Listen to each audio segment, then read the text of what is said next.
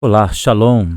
Seja bem-vindo a esta sala de aula virtual. A gente está aqui trabalhando o entendimento, que é algo fundamental, o entendimento sobre o que está acontecendo em Israel nesses dias e o que isso pode se tornar. A gente tem visto as coisas se desenhando, as situações vão acontecendo e por aquilo que nós estamos vendo nas Escrituras, nós estamos de fato encontrando um paralelo muito parecido, o que nos leva a entender que nós devemos continuar nessa reflexão. Contudo, se tudo isso que nós estamos vendo hoje não é o que nós estamos identificando no momento, porque isso pode também acontecer, uma vez que nós podemos estar vendo semelhanças, mas não vendo o fato que está determinado. Isso tem explicação na história também. Por que nós podemos estar enganados, como eu acabei de dizer? Nós podemos estar enganados porque é comum que as coisas aconteçam e se pareçam com aquilo que está profetizado. No entanto, é apenas mais um aspecto daquilo que nós chamamos fator histórico. Para termos uma ideia disso, a palavra do Senhor nos diz no Evangelho segundo Mateus, no capítulo 24, que o Senhor Jesus deu uma série de apontamentos sobre o tempo da sua vinda. E esses apontamentos eles vão se repetir, vão se replicar ao longo da história, levando as pessoas às vezes a entender é agora, nesse momento, e de repente não é, por um detalhe apenas. Vou citar para vocês alguns exemplos. Haverá guerras e rumores de guerras. Esta é uma informação que está acontecendo no mundo desde sempre. Você não pode dizer que o fator da palavra de Jesus é que deu início às guerras e conflitos.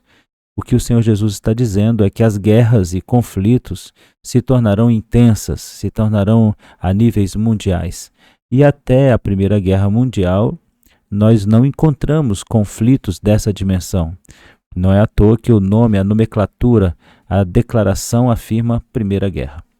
Nós vamos encontrar também outros fatores, filho contra pai, pai contra filho, e tudo isso vai encontrar um paralelo de semelhança ao longo da história. Mas veja bem, estas semelhanças, elas precisam existir para que a gente saiba da possibilidade de que as coisas possam acontecer, a possibilidade do acontecimento das coisas. Quando nós vemos essas possibilidades, nós cremos, nós entendemos, poxa, é possível. Mas veja que o Senhor termina o capítulo 24, a partir do verso 1 até o 15, nós vamos ver o Senhor falando dos sinais. E depois, ao término do capítulo 24, o Senhor vai fazer a seguinte afirmação: quando todas estas coisas forem vistas em uma só geração, então virá o fim. Esta informação é que é preciosa. Quando tudo isso acontece em uma só geração, então chega ao fim. A geração é uma determinação de 30 ou 40 anos nos tempos bíblicos. Nós vamos encontrar o tempo para o casamento de um homem em torno de 40 anos e a maior idade em torno dos 30. Jesus é visto aos 30 anos pregando o evangelho, anunciando o reino, exatamente pelo fato de ser uma idade que ele teve que esperar ser alcançada para que ele pudesse deixar sua mãe e fazer o ministério que lhe estava proposto. Então nós estamos falando da seguinte informação: a geração que vê todas essas coisas não morrerá sem que antes veja vir o Filho do Homem sobre as nuvens com poder e grande glória. A geração que vir todas essas coisas. Esta geração é a nossa geração. Se você pegar todo o capítulo de número 24 do Evangelho do Senhor Jesus Cristo, segundo Mateus, você vai identificar exatamente essa semelhança. Tudo acontecendo no nosso tempo. Vamos citar aqui alguns casos. Guerras e rumores de guerras, conflitos, batalhas, tudo isso já aconteceu, como eu disse, pai contra filho, filho contra pai, e a palavra do Senhor diz, não é o fim.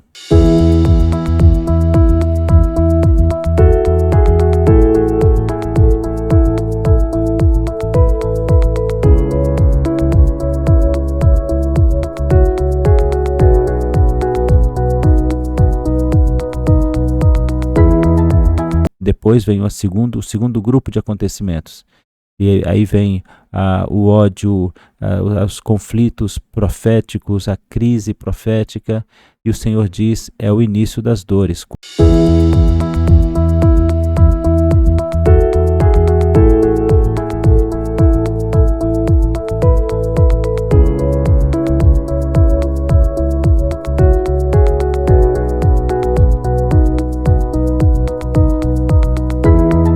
Quando aí vem a apostasia, e vem todos os sinais que acompanham a apostasia, e o Senhor diz, então virá o fim.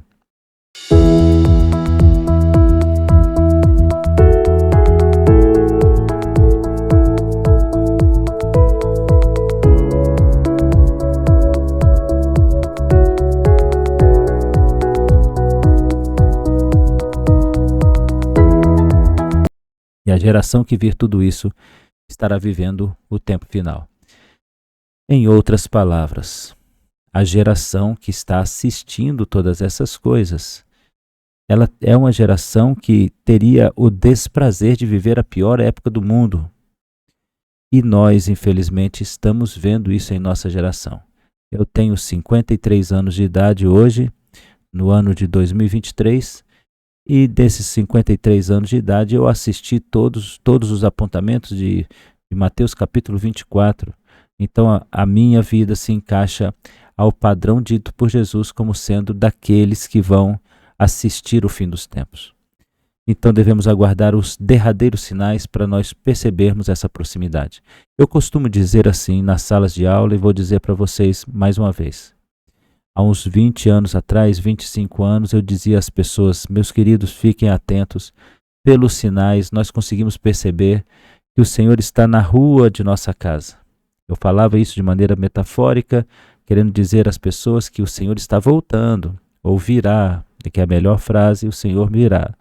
E essa proximidade de sinais é apontado pelos apóstolos, quando eles dizem, como por exemplo João, filhinhos, esta é a última hora, e o apóstolo Paulo, ele diz, estamos vivendo muito mais perto hoje o tempo da volta do Senhor do que quando nós nos convertemos. O tempo vai andando, as coisas vão acontecendo, e há uns 15 anos atrás eu passei a dizer, olha, o Senhor está no portão da tua casa. Depois, mais alguns anos, comecei a dizer, o Senhor está no tapete da sala, naquele que fica do lado de fora da sala, da sua sala, a porta da tua sala. Depois eu comecei a dizer, o Senhor levou a mão à maçaneta. E hoje eu digo para vocês, a maçaneta já virou e a porta pode estar se abrindo. E quando isso acontecer, tudo que está predito para um momento chamado período da grande tribulação virá sobre a humanidade. Então o que nós vamos ver aqui agora? Nós vamos ver exatamente o que pode vir a acontecer daqui em diante. Qual é o cenário que nós estamos vendo? E o que está por vir? Se esse cenário se desenha dentro daquilo que a Bíblia diz, então nós podemos estar vendo com expectativas a volta do Senhor. O apóstolo Paulo escreveu em 1 Tessalonicenses, ele disse que deveríamos nos alegrar e anunciar essa mensagem para a alegria de todos. E por que uma mensagem de tamanha apreensão poderia deixar alguém feliz? Porque se você está pronto para subir, então essa é a melhor notícia que você poderia receber na sua vida. O apóstolo Paulo disse também certa feita, estou em aperto, não sabendo se devo ficar ou subir, porque se fico, eu tenho mais tempo para agradar ao Senhor, tenho mais tempo para fazer a sua obra, tenho mais tempo para obedecer. E mais galardão também irei receber. O galardão é o prêmio dado pelo Senhor pelo esforço que vivemos na terra. E até quero dizer aqui, abrir um parênteses e dizer a você, veja, a sua luta e a minha luta têm propósitos. E o primeiro propósito é treinamento, mas o segundo propósito também é interessante, promoção. Veja, o Senhor permite lutas para que nós sejamos enriquecidos espiritualmente, porque à medida em que nos entregamos com ousadia, coragem, as bênçãos vêm. Imagine você, se você tivesse uma viagem para fazer e ganhasse a passagem e não tivesse dinheiro para aproveitar essa viagem. Seria quase muito bom. Mas quando você tem, vamos supor, um patrão que diz, olha, você vai viajar, então eu vou dá a você a chance de levar um bom recurso. E ele começa a promover uma série de atividades na sua vida para que você possa ser abençoado na hora de viajar. Isto torna a viagem excelente, porque você vai aproveitar todo o processo. É isso que o Senhor está fazendo quando Ele nos dá lutas, provações, porque elas existem para nos colocar no centro da vontade de Deus, mas principalmente para nos dar o direito de sermos galardoados. Fecha parênteses. E nós vamos encontrar isso como uma bênção. Uma obra maravilhosa do Espírito Santo de Deus em nossas vidas se chama tribulação. A palavra tribulação, ela vem de um aparelho chamado tríbulo, que é um aparelho que era usado no mundo antigo para separar a palha do trigo. Uma roda cravejada de pregos, movimentada por um pedal. Ali então o trabalhador movimenta o pedal dessa roda e bate o molho de trigo, de modo que a palha fica em sua mão e os grãos saem por meio daquele mecanismo que foi inventado. O apóstolo Paulo escreveu: irmãos, estejam felizes por passardes diversas tribulações. Então, por que eu estaria feliz passando tribulações? Vou te lembrar de uma situação que talvez você não tenha percebido. O Senhor Jesus prega em um lugar que hoje é conhecido como o Monte das Bem-aventuranças. E neste lugar, ele começa a falar não apenas do caráter de um crente, mas está falando da bênção que vai cair sobre esse crente, quando ele diz como elas chegarão até o crente. O que vai promover vida no crente? Então ele diz, por exemplo, bem-aventurados sois vós, quando mentindo levantarem todo o mal contra vós. Olha a palavra de Jesus Cristo. Um prêmio, um galardão, uma bênção está sendo promovida sobre sua vida porque alguém está falando mal de você indevidamente. O que Jesus acabou de dizer é que o reino dos céus receberia uma promoção com a presença dos crentes que foram perseguidos, humilhados, maltratados. Bem-aventurado são aqueles pacificadores, porque estarão no meio de conflitos familiares, conflitos religiosos, mas eles são da paz. Então quem é da paz sofre por ter que suportar a paz. A palavra do nosso Deus vai nos fazer apontamentos de outras bem-aventuranças, quando você for perseguido, quando você tiver que passar fome, quando você tiver, em outras palavras, tudo o que te dá tribulação é bênção. E olhando nós agora para esse estudo que nós estamos fazendo, o que nós podemos esperar para Israel e para a igreja a partir do ponto que nós estamos. Então agora vamos ler o capítulo 37 do livro de Ezequiel e nós estaremos tendo uma ideia do que está por acontecer. E eu vou pontuar para vocês o que está por vir. Capítulo 37 de Ezequiel. Com suas mãos sobre mim, Adonai me carregou e me pôs em espírito no meio de um vale que estava cheio de ossos. Ele me fez circular por todos os ossos. Havia muitíssimo no vale e eles estavam muito secos. Ele me perguntou: homem, podem esses ossos viverem? Respondi: Adonai, somente o Senhor sabe. Então ele me disse: profetizes a respeito desses ossos e diga-lhes: ossos secos, ouçam a voz do Eterno, tem a dizer. E esses ossos, Adonai Elohim diz: porei fôlego entre eles e viverão, juntarei seus ligamentos e farei crescer a carne em vocês. E cobrirei com pele e darei a vocês o fôlego e viverão e saberão que eu sou Adonai. Eu acho interessante isso aqui por uma série de motivos. Motivo número 1.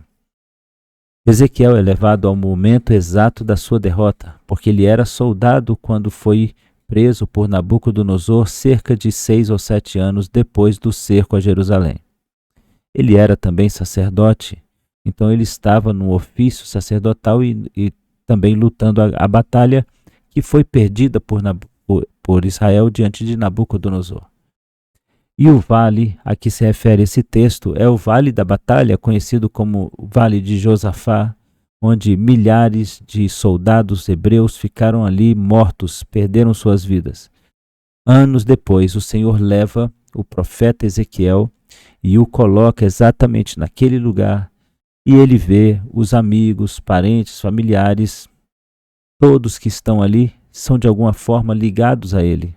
O mais conhecido, o menos conhecido, convivia, no mínimo convivia com Ezequiel. E a pergunta era: eu posso fazer isso viver de novo? E a resposta do Ezequiel foi sensacional. Ele disse: Senhor, você sabe, eu não sei. Existem coisas que nós nunca saberemos e existem coisas que Deus nos revelará. Existem coisas que não devemos investigar e existem coisas que estão ali para serem demonstradas para nós. O Senhor está desafiando Ezequiel a confiar no seu poder de ressurreição. Podem ressuscitar? Dizendo isso, ele manda: profetiza então. Profetizando, os ossos voltaram, juntou-se cada osso ao seu osso. Você já imaginou que beleza, que estrutura, que cena extraordinária?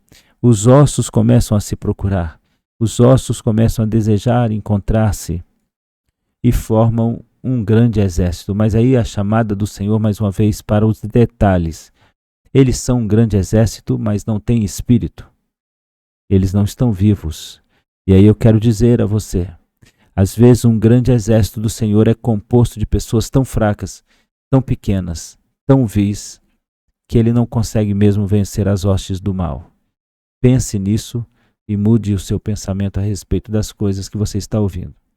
E por fim, uma ameaça e algo que acontece a todos que estão exilados. Os casamentos começam a correr, o rapto para o casamento, porque é assim que um hebreu se casava no mundo antigo. A moça se arrumava e ficava esperando o anúncio dele de que viria, mas sem marcar a hora, e vindo de surpresa, ele leva a esposa, mostrando a seguinte necessidade: se você é noiva de Cristo, você tem que se guardar para Ele, se preparar para Ele. A noiva ficava ali então arrumada até o momento de se encontrar com o noivo. Então eu quero que você perceba a beleza dessa informação. Um homem é levado ao lugar da sua derrota e Deus pergunta para ele: eu posso mudar essa história?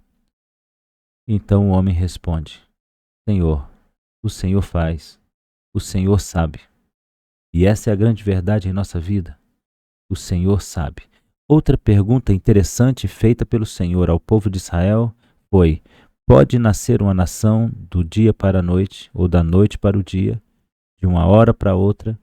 E isso aconteceu em 1948.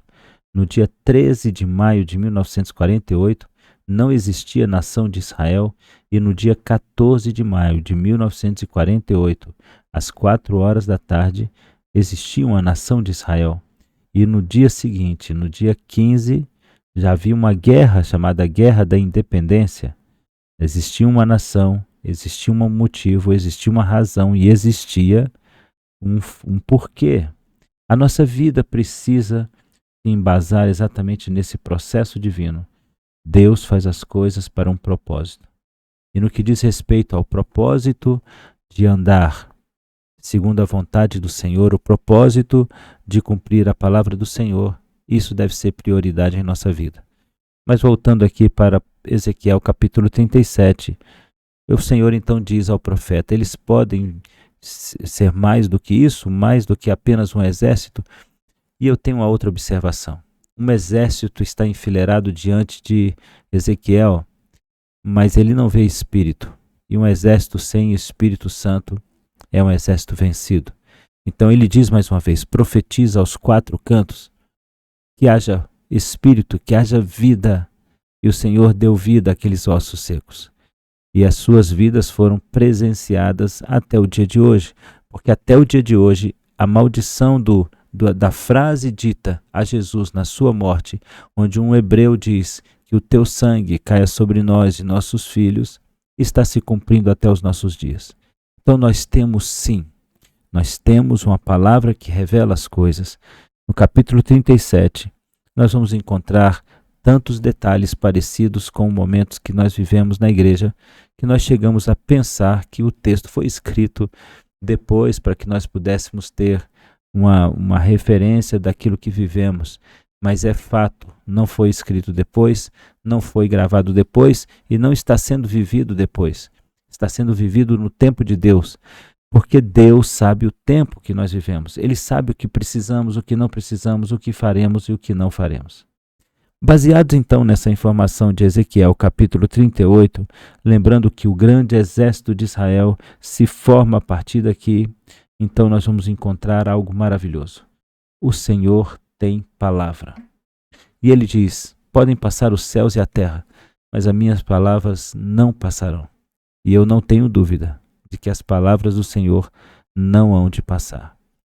Olhando então nós para essa linha do tempo, onde nós queremos identificar exatamente o que nós devemos esperar, o que deve vir pela frente, nós temos que agora fazer uma análise rápida, histórica, e dar uma conclusão para o que nós já vimos e fazer um apontamento para o futuro. E se nós estivermos certos, este apontamento vai ser algo para os nossos dias.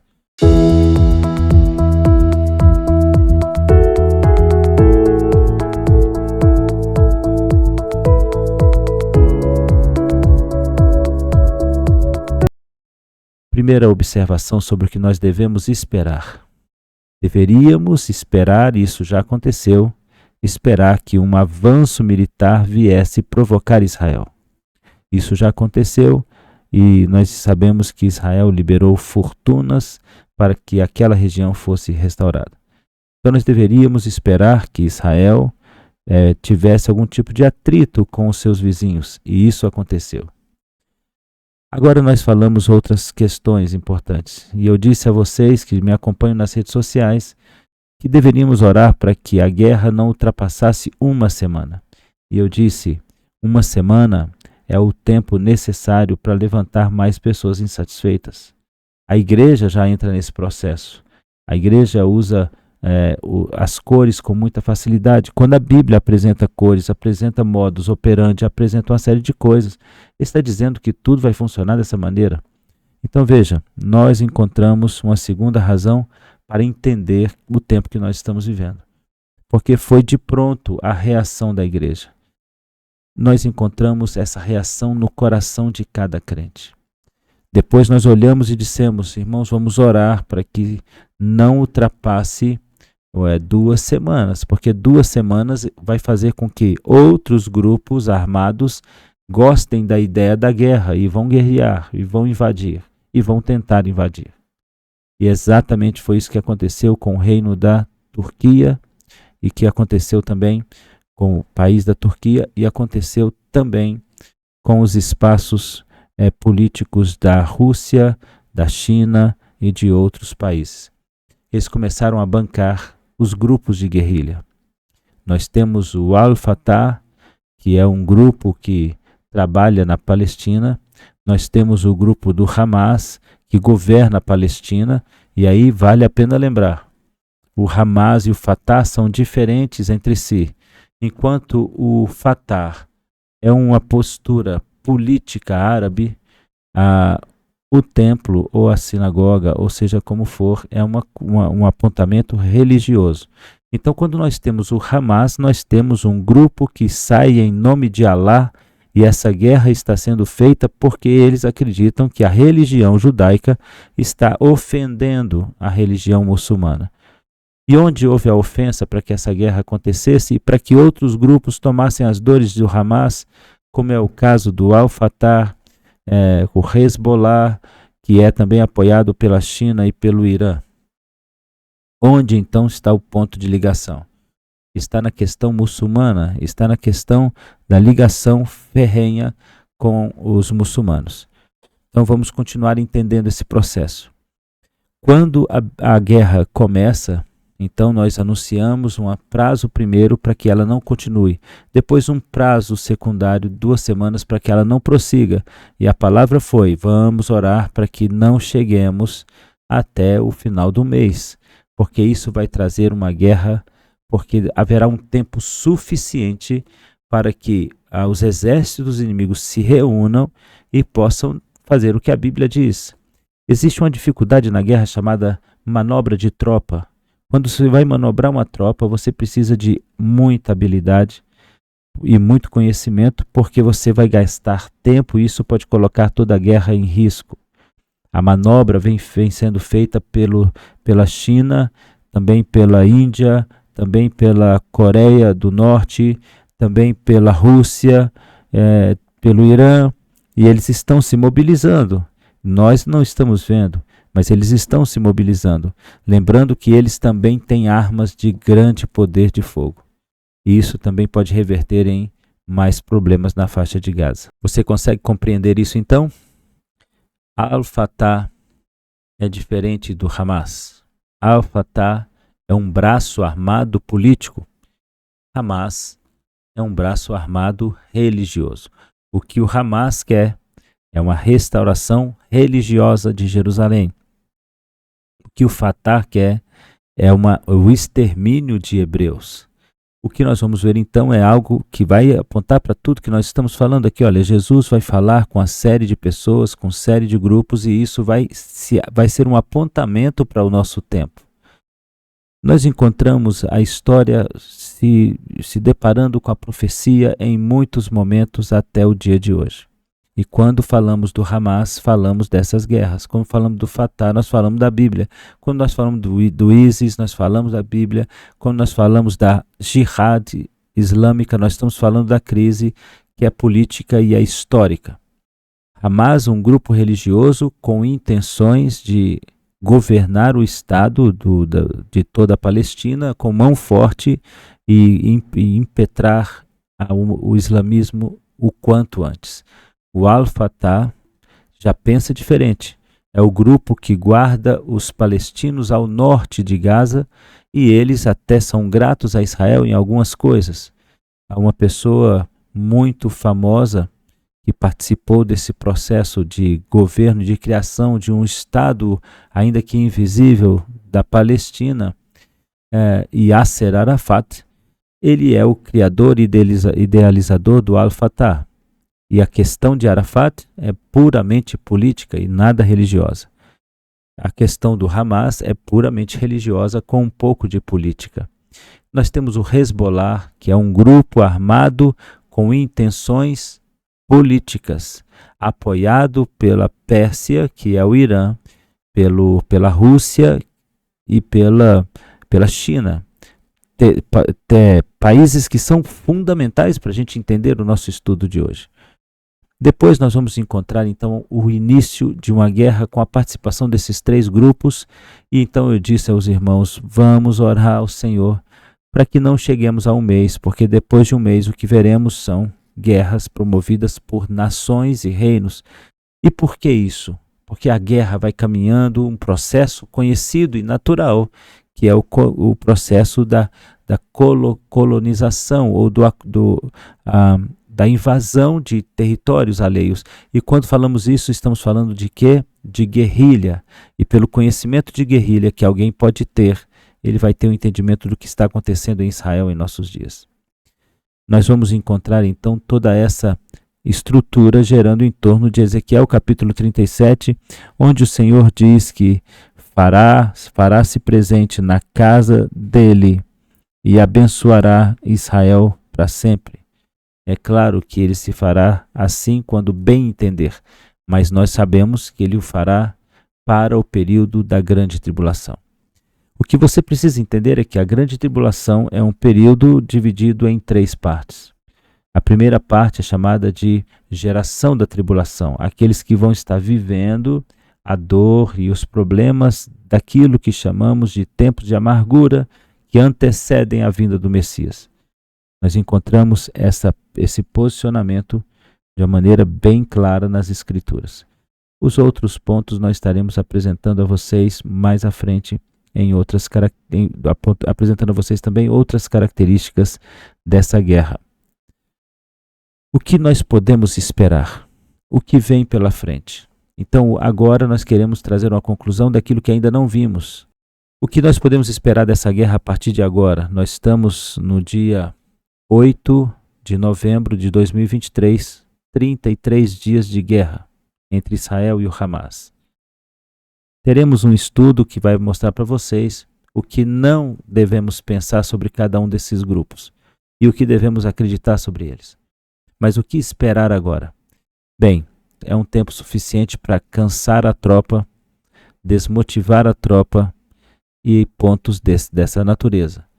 O Islã não pode parar, porque se eles param agora, eles viverão a desmoralização, eles não vão parar. O que nós devemos esperar agora são aqueles chamados lobos solitários. Quem são os lobos solitários? Muçulmanos espalhados pelo mundo inteiro, que vêm sendo treinados há anos para fazer terrorismo. E o terrorismo acompanha uma sequência, ela tem que entrar na característica de sangue derramado. E nós vamos mostrar para vocês no nosso estudo alguns pontos desse, para que nós possamos perguntar se o Islã é o que diz ser. E nos parece que não é o que diz ser. Então vamos continuar. O que devemos esperar? Lobos solitários explodindo mesquitas, explodindo sinagogas, explodindo igrejas, para promover uma atenção do mundo para o fato que eles estão vivendo. Mas eu quero que você entenda que o fato que eles estão vivendo é algo que eles provocaram, que eles chamaram, que eles buscaram para si. Não é algo que apareceu de maneira inocente sobre eles, mas eles fizeram por onde receber tamanha reprimenda de Israel. O que nós devemos esperar? Homens-bomba explodindo-se em muitas cidades do mundo. Segunda coisa que devemos esperar, a libertação dos corruptos das prisões. Outra coisa que devemos esperar, o calor escaldante do deserto. Chega a ser estranho isso porque nós não estamos em deserto, mas a Bíblia diz no Apocalipse capítulo 12 que Israel e a igreja serão levados para o deserto, porque as casas serão perigosas, uma vez que há um ataque, uma vez que há uma colocação, uma vez que há um posicionamento militar contra aquele lugar. Mas há também a questão espiritual que está envolvendo tudo isso. O que vem por aí? O que vem por aí é um exército de 200 milhões de soldados marchando em direção a Israel. 71 países apontando suas armas para Israel. O que nós vamos ver por aí? Nós vamos ver por aí milhares de pessoas brincando com as cores, com as palavras, porque as pessoas estão levando tudo como se fosse uma grande brincadeira. O que nós devemos esperar? Nós devemos esperar a zombaria, a mentira, o engano. O que nós devemos esperar? Perseguição cristã aos cristãos, perseguição severa, fechamento de igrejas, estruturas religiosas capazes de serem demolidas, derrubadas por completo.